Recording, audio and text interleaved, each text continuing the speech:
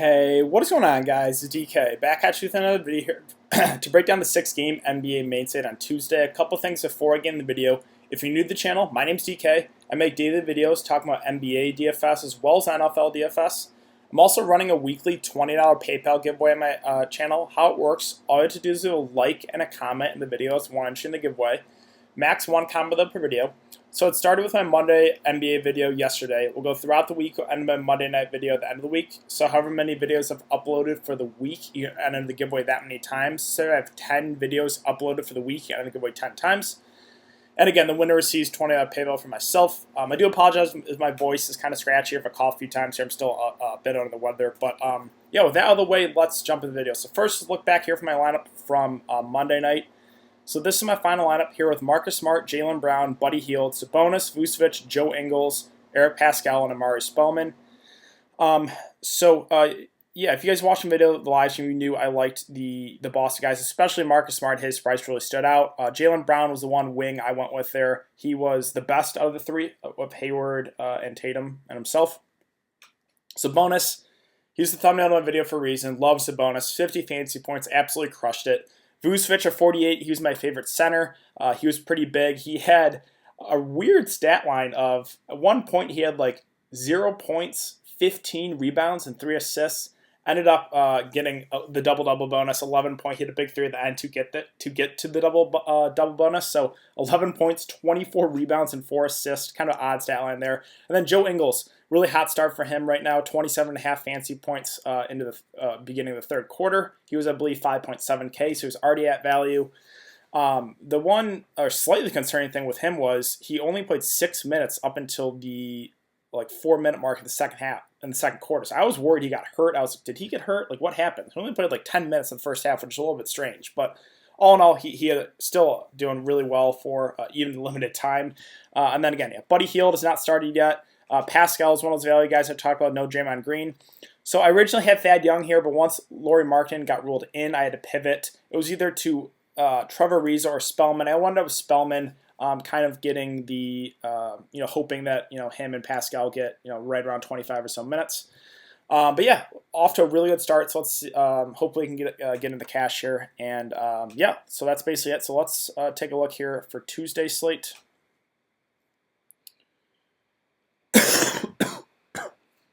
Okay.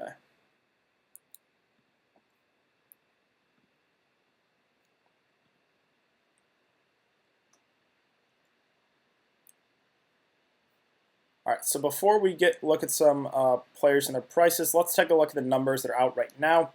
And the Golden State Sacramento game, that's the game tonight. So we have Pistons Cavs right now sitting at 215 with the Pistons favored by 3.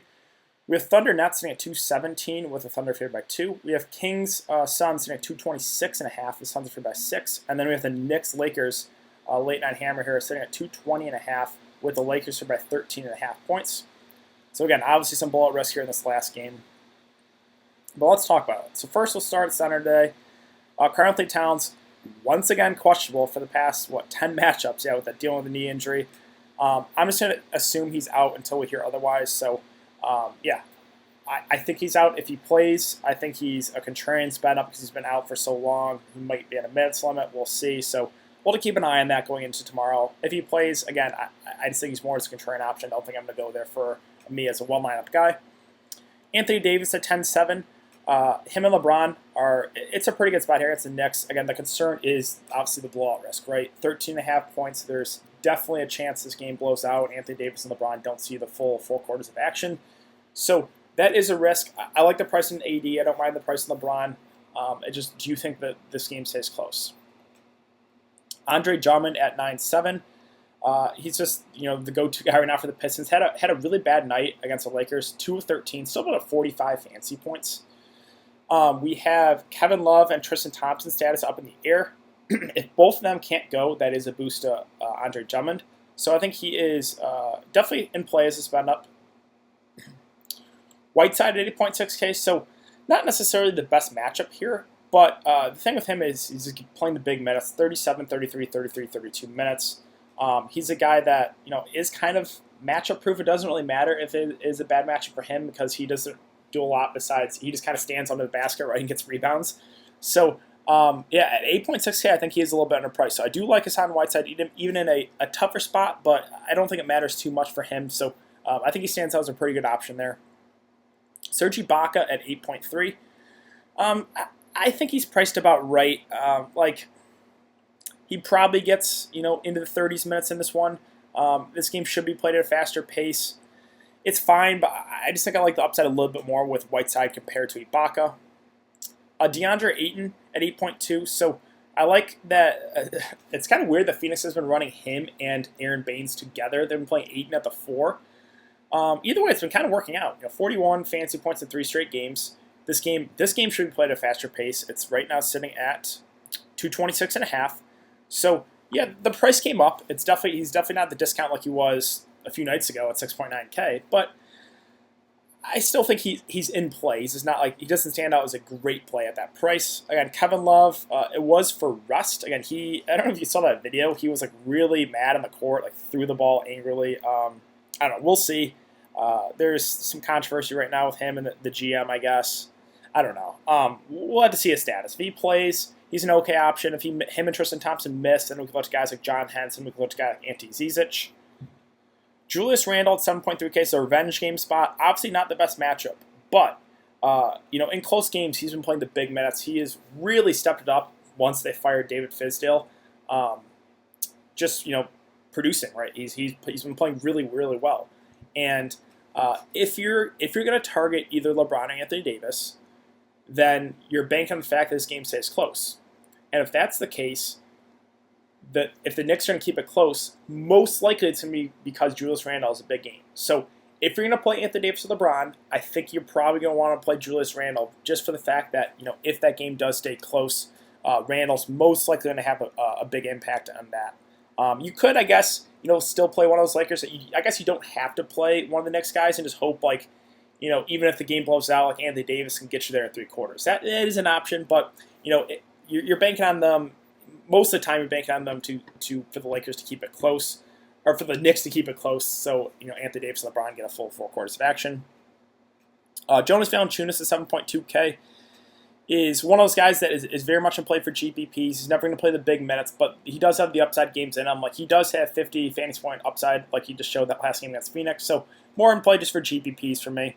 Jaren Jackson Jr., kind of the same thing. He has actually been better about not getting in foul trouble. And the upside has been there for him. So another guy that I'm finding for GPPs. I don't know if I can go there for cash games, though. Gorgie Jing at 6.8. This is strictly only if Karl-Anthony Towns is out. If Karl-Anthony Towns is out, I think he's an okay GPP option. The issue is the price, right? 6.8K does kind of feel like a lot. But he does have, now he's been very up and down as well, right? 57, 16, 26, 48. So another one of those guys that I think is more in play for GPPs if Cat is out just because he's been so up and down. Steven Adams at 6.6K I think is fine, cash game option. Not a guy that has huge upside, but I think it is a pretty safe option there. Holmes at 6.4. I do kind of like the price here. Phoenix is running big with Aaron Baines. And at this price point, with Marvin Bagley out, I think that stands out as a pretty good play. So I do like Holmes a good amount at that price. Again, I think Bagley is already out for this one. Or he was out for Monday's game, I guess. So I guess there's a possibility he could play Tuesday. Obviously, if he does play, that kind of takes Holmes out of play. But if Bagley's out once again, I think Rashawn Holmes really does stand out at that price point at 6.4K. One of my favorite plays as of right now. Yeah, Tristan Thompson, so him and Kevin Love both questionable. If they both can't go, then we look to guys like John Henson. Then we can look to guys like Ante Zizic. Jarrett Allen and DeAndre Jordan. It's always my same analysis with these guys. They're fine for GPPs. I just can't do it for cash games because, they kind of do ride the hot hand there. Mitchell Robinson at 5.3, not for me. Too foul trouble prone. Aaron Baines, again, they've been running him and Ayton together. He got 26. He's not playing the huge minutes, but still, Aaron Baines probably will get around 25 or so. I'm okay with it. I don't think it stands as a great play, though, at that price. Ante Zizic, so he came out the bench, played 25 minutes, was huge in that time, 35 fantasy points. The price came way up to 4.6K, where even if both Love and Tristan Thompson are out, I still don't know if I would get there because, I don't know, 4.6K kind of feels like a lot for a guy that probably only gets 20 to 25 minutes, and that's in the best case scenario if both Love and Tristan Thompson are out.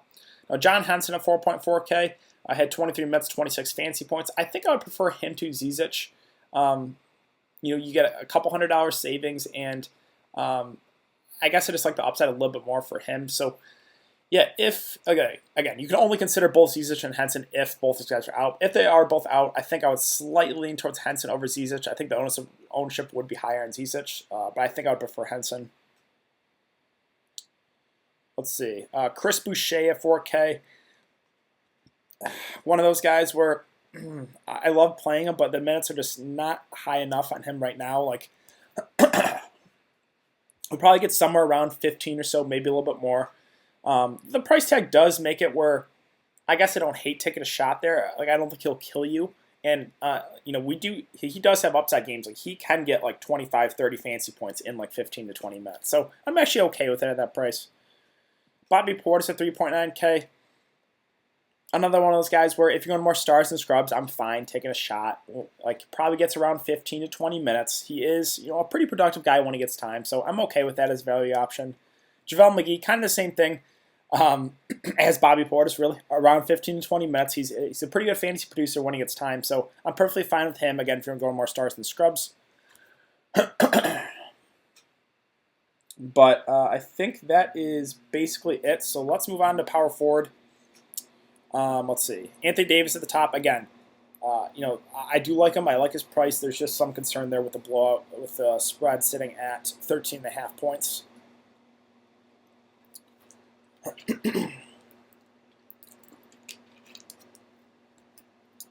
Let's see. We're starting to talk about a lot of these guys. Oubre, they're just not. DraftKings is not moving his price. I think you got to take advantage of it. Like 7.3K, I think he's a little bit underpriced for the minutes he's playing. 40, 36, 40, and 38 minutes. He kind of had an off-shooting night and still put up 36 fantasy points. This game should be played at a faster pace, so I think Kelly Oubre stands as a really good play here. Marcus Morris, listed as he's probable with a sore neck, so I think he's going to be good to go. He's one of those guys where, if you don't want to play Julius Randle and you're playing either LeBron or AD, you could always play Marcus Morris because he would be probably the number 2 guy where, if the Knicks keep it close, either Morris or Randle, one of those 2 guys are going to have a big game. Morris is a little bit more up and down, but the upside is there on him. Like, he is a guy that can take over games. We saw that last game against the Clippers, 53 fantasy points. So I'm perfectly fine if you landed him at 6.2K. More of a GPP option, though, for me. Other options, Covington. We had Andrew Wiggins back. I guess there's a possibility Cat could come back. He's fine. He's fine, but if Karl-Anthony Towns does come back, that would definitely take me off of him. Gallinari at 5.8 is one of those guys that stands out as a good cash game option. Not a guy that has huge upside, but he's not going to kill you at that price. Melo, probably not for me at 5.7. Bielitsa at 5.3.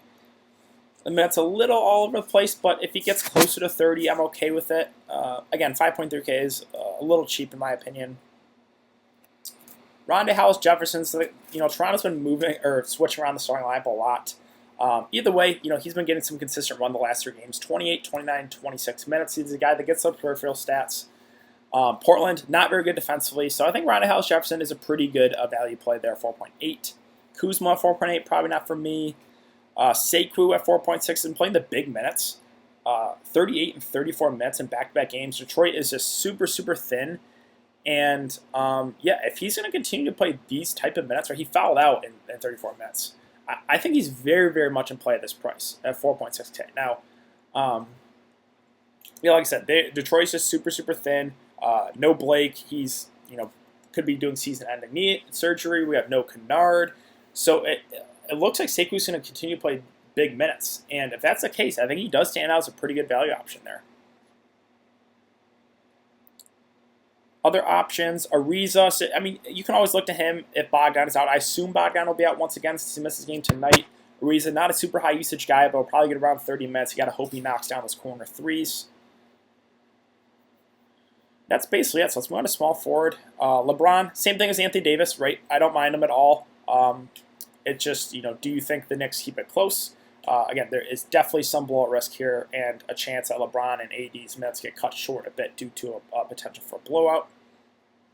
Buddy Hield, so they're not moving his price either. His price actually went down $100. Now the game hasn't even tipped off yet tonight. He's currently in my lineup, so hoping he has a good night tonight. Either way, like he's playing the big minutes. Bogdan most likely out once again. There's more usage around, so him and Fox are the main catalysts in the offense. Marvin Bagley probably out again too. So I think Buddy Hield once again stands out at 7K. We'll see how many minutes he plays tonight. I guess there is a little bit of concern since it is a back-to-back, but I still like him at that price. I kind of like Andrew Wiggins here at 6.9K. In his first game back, only played 31 minutes, but I think that kind of eased him back into it since it was his first game back. I think normally he gets around 35 or so minutes. And at this price point, I think that stands as a pretty good option. Memphis, they played a pretty fast pace, not a very good defensive team, so I think Andrew Wiggins does kind of stand out there. I'm very anti-Andrew Wiggins. If you guys watch my videos, throughout the career, but I'm not opposed to him at that price of 6.9K. Let's see. Levert, I believe he's out tonight and playing Tuesday. Yep. Either way, you can't look to him yet. There's very, very limiting his minutes, so can't go there yet. Let's see. Other options. The secondary Nets pieces, no one ever stands out for me.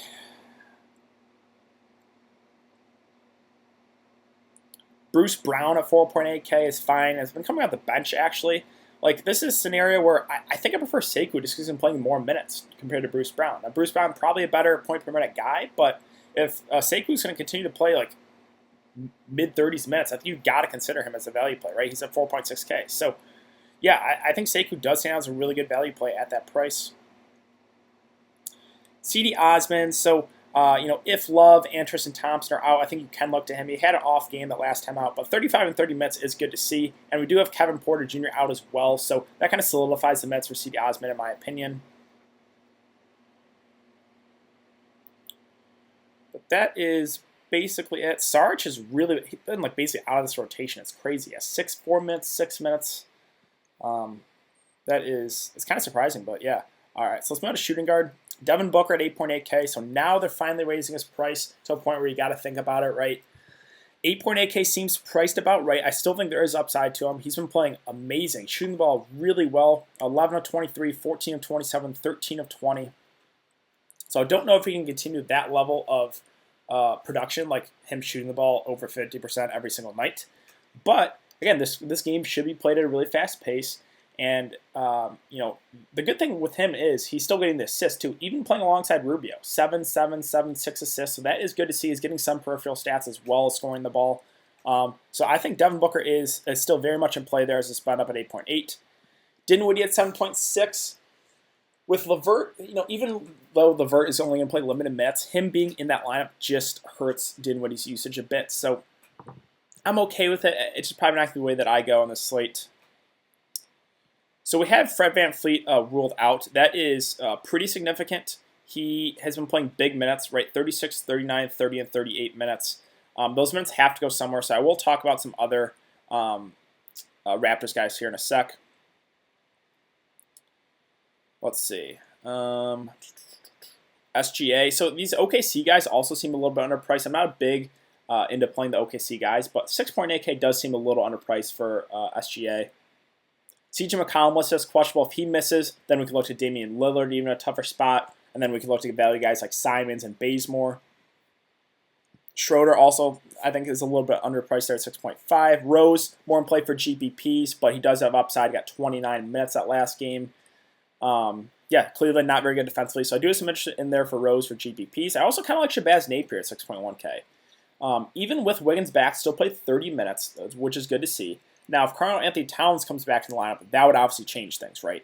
But if Towns is out once again, I think Shabazz at 6.1K does stand out as a pretty good play, even with Teague back as well. Like, they've been limiting Teague's minutes, so it looks like they do want to give Shabazz some good run.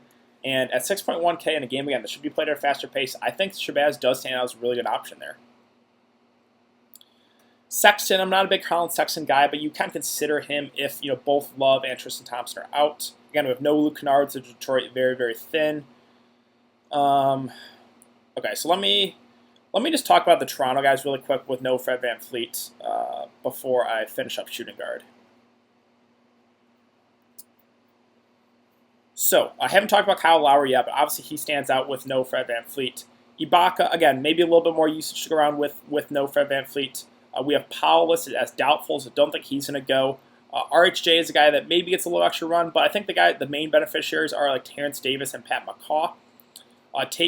Davis is listed at 4.9K.